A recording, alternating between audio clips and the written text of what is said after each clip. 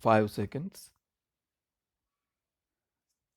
An honorable member of the Legislative Assembly said, Mr. Speaker, at the outset, I wish to express my great pleasure at the Governor's address being delivered in the month of February, unlike last year.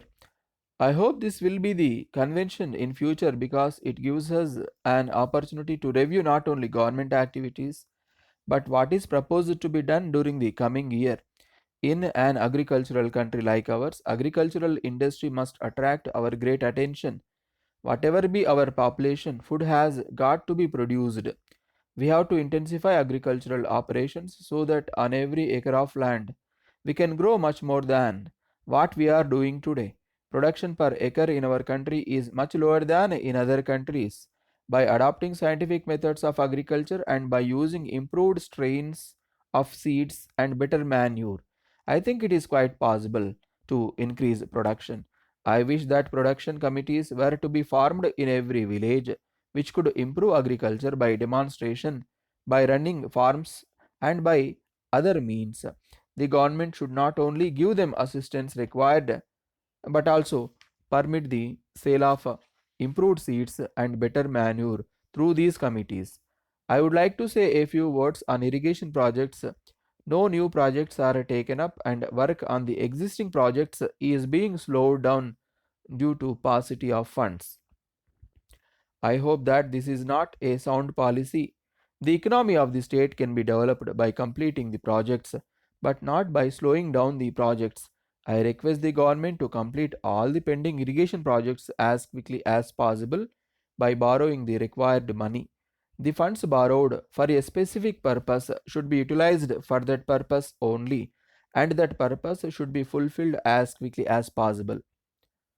Reference has been made in the governor's address to one very important aspect of government's policy in regard to the industrialization of our state.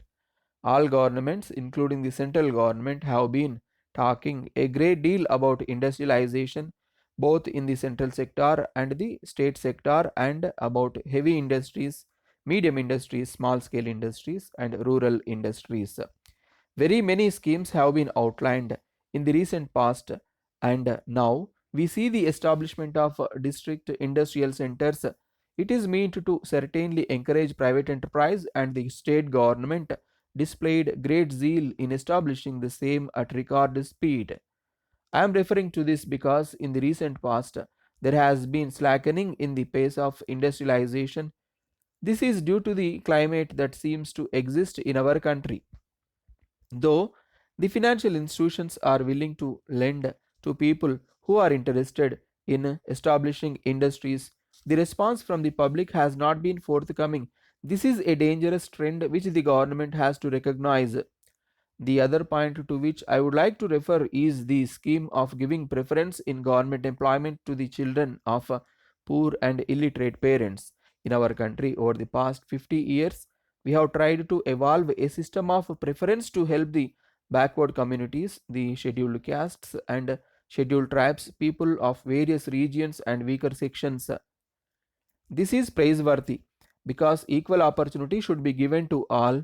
I would, however, like to plead that when governments say that children of poor and illiterate parents will be given preference in government employment, then the persons who are literate may declare themselves as illiterate so that their sons and daughters may get jobs.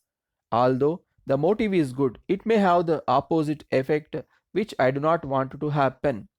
While some preference may be given to certain areas which are really backward in recruitment to government jobs, but I would request the government to have a further study of the scheme so that it may not have certain side effects which would defeat the very policies for which the government is striving in a different direction. I now come to the problem of handloom industry, which in our state is one of the most important problems confronting us. As long as this problem is not solved, it shall be dragged on the economy of South India. There was a time when the handloom industry did not face this problem because then there used to be hand weaving side by side with hand spinning. All weavers who spun their own yarn wove it into cloth, and there was some more adjustment.